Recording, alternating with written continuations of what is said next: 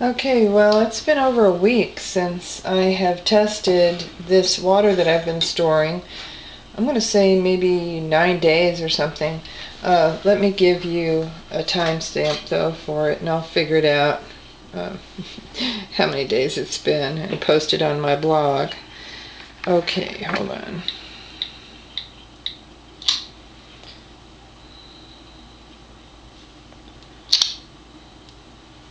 Okay, it is Sunday, January 9th, 1:11 p.m. So I'm saying I think that it is 9 days or limit. Well, maybe 10 days. Okay, so anyway, this is the Athena, this is the Alkastream, this is the Enagic, and I'll just show you the lids. I have not opened these since I poured them about 10 days ago. And this will be interesting to see if they're holding up on their pH and ORP. They've just been sitting on the counter, and I'll show you, or say I have 3 more that are sitting over here on the counter.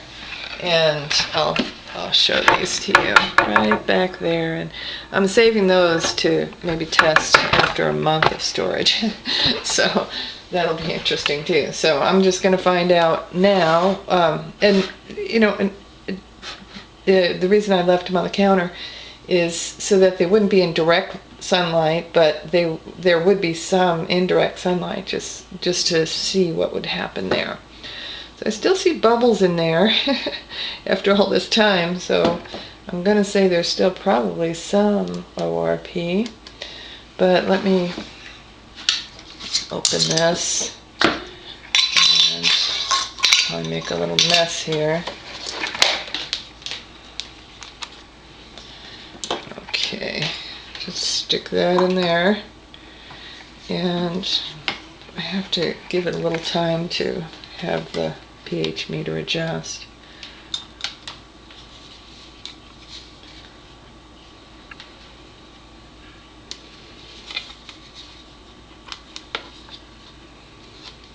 Well, definitely still have an ORP there. That pH is probably going to climb higher. So I'm just going to let this go for a little bit.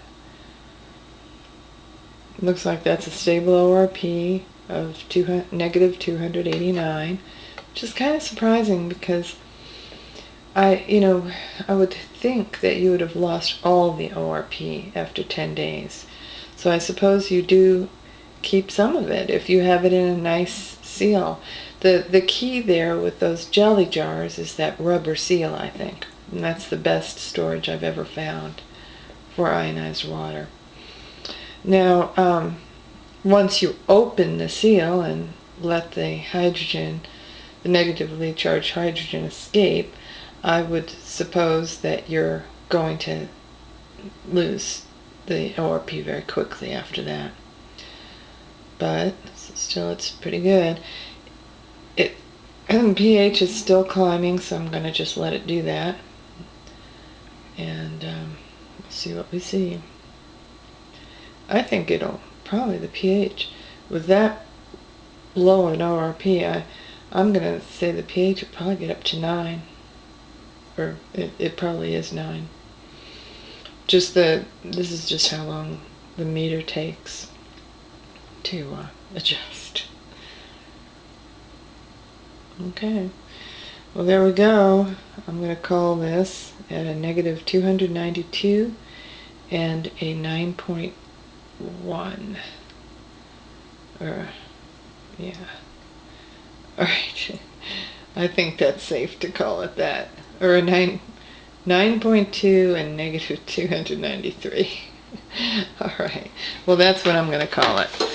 Alright, now I'm going to open the Alkastream next, and notice that I filled these direct all the way to the top, just so that no hydrogen there would be no little gap for hydrogen to escape, forcing the hydrogen to stay in the water and not come out into that little open air space.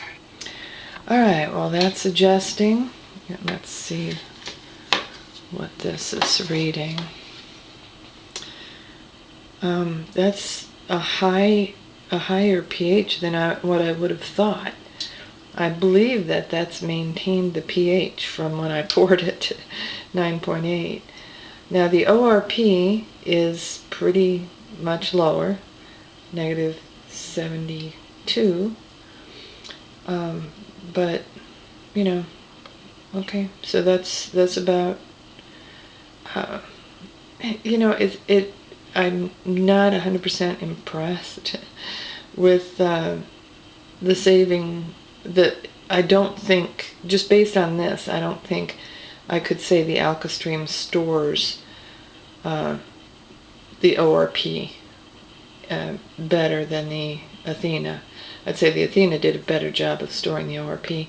The alkalinity, though, looks like the Alkastream stores that better. And that might be something that a bottling company or somebody might want to take a look at, especially when I do the 30-day thing. A lot of times bottling companies don't even want to touch it if it only has a 2-week shelf life, but if it has a 30-day shelf life, they're willing to take the risk. Alright, this last one is the Enagic, and we'll just move these on over and make a mess and let that adjust now. And it looks like it's pretty high ORP. I mean, pretty high, yeah, actually pretty high ORP and pretty high pH on the Enagic. 11.0 on the pH, and then negative 301 on the ORP. So I'm going to say that that is very good. Actually, these are all very good. You know, what have we learned? I'm going to say we've probably learned that these jelly jars are great jars to store the water in. They're not very large, but they are cheap. I bought these at Walmart. I think I bought a dozen for like $5. So that might be something to consider. All right, well, there we go.